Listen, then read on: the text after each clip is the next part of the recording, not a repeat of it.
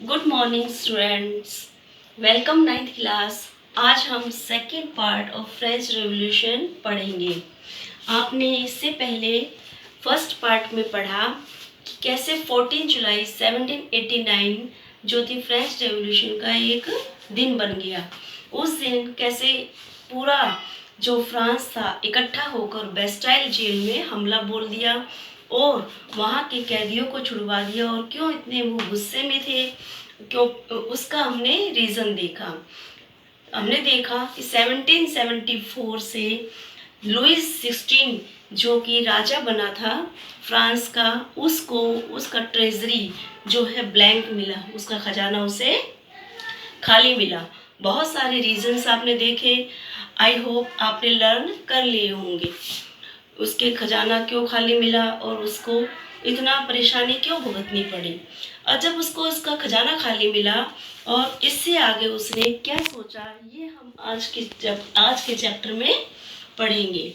तो जब लुइस 16 को उसका खजाना खाली मिला तो उसने सोचा कि कुछ करना पड़ेगा, तो इसके लिए तो कुछ ना कुछ डिसीजन लेना पड़ेगा। तो स्टूडेंट्स, उसने क्या डिसीजन लिया कि वहाँ के सिटीजन से टैक्स लिया जाए, टैक्स के रूप में अपने ट्रेजरी को फिल किया जाए, खजाने को भरा जाए। तो अब टैक्स लेने का जब उसने निर्णय लिया तो अब ये प्रश्न आता है, ये क्वेश्चन खड़ा हुआ कि टैक्स कौन देगा, टैक्स कौन सी कैटेगरी का व्यक्ति देश का पे करेगा। तो अब ये देखेंगे कि कितनी कैटेगरीज में फ्रांस सोसाइटी डिवाइडेड थी। फ्रांस सोसाइटी स्टूडेंट्स 3 कैटेगरीज में डिवाइडेड थी।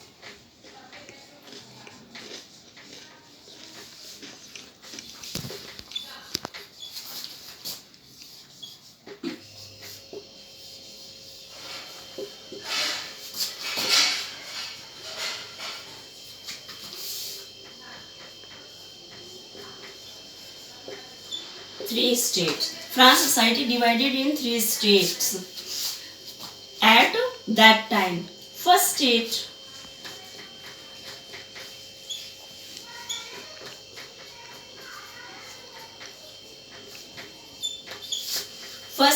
आते थे क्लर्जी। इसमें वो लोग आते थे जिनको क्लर्जी बोला जाता था। क्लर्जी में कौन से पीपल आते थे बच्चों? प्रीस्ट एंड ऑफिशियल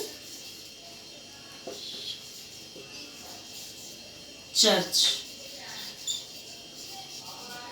पीपल, ये लोग आते थे क्लर्जी वर्ग में, जो कि फ्रांस की टोटल पॉपुलेशन के 8 to 10% 8% to 10% तक थे ओनली। सेकंड स्टेट आती थी बच्चों, सेकंड स्टेट आती थी नोबिलिटी।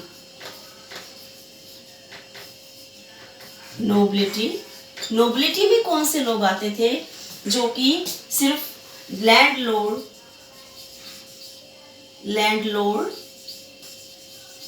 किंग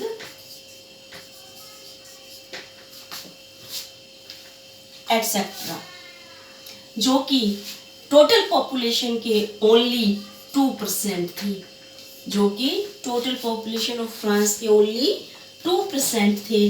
वो लोग सेकंड स्टेट में आते थे। And third state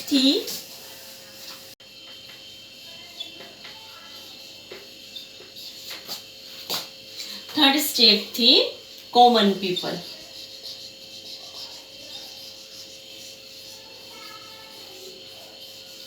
common people में बच्चों आते थे big businessman,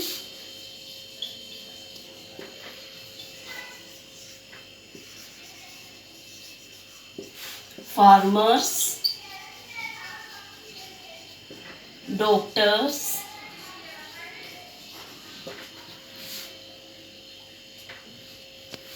clerk, lawyers etcetera. ये कॉमन पीपल ये सब जो थे कॉमन पीपल में आते थे। और यही कॉमन पीपल जो थे, जब राजा ने, वहाँ के लुइस 16 ने टैक्स लेने का जो डिसीजन लिया, कॉमन पीपल से टैक्स लिया जाता था।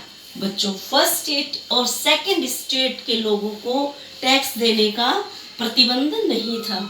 इन लोगों से टैक्स लिया जाता था और कॉमन पीपल से टैक्स जो थे लिवरे के रूप में, जब लिवरे की कमी हो गई देश में, तो लिवरे के रूप में जो चर्च के प्रीस्ट थे वो टाइथ लेते थे। टाइथ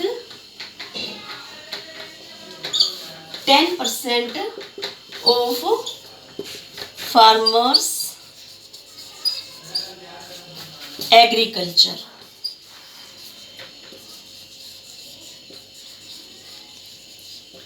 जो कि चर्च के प्रीस्ट लेते थे वहां के फार्मर्स से। और राइट बच्चों, तो इस तरह, और कॉमन टैक्स जो थे वहां के सभी पीपल, जिसको कि टैले बोलते थे, टैल देते थे वहां के राजा को। टैले जो टैक्स था वो वहां के राजा को उनको पे करना पड़ता था। और टाइथ 10% फार्मर्स देते थे प्रीस्ट को। समझ गए बच्चों? अब यहाँ तक आप समझ चुके। तो इस पोजीशन में फिर क्या पता चला कि वहां की पोजीशन, फ्रांस की पोजीशन इतनी वीक हो गई,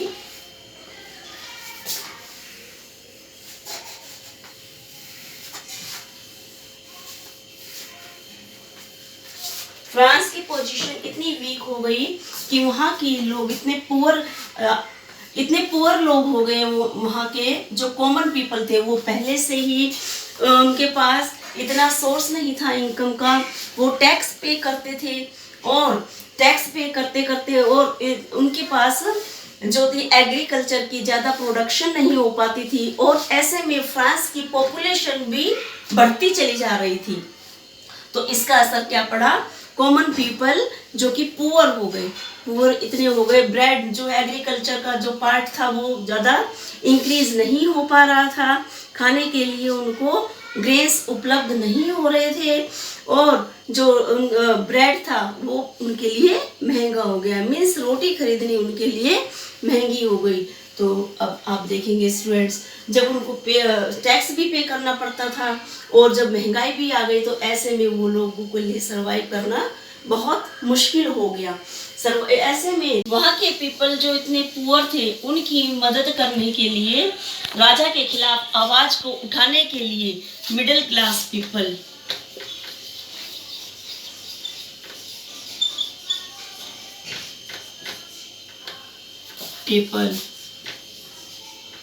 सामने आए।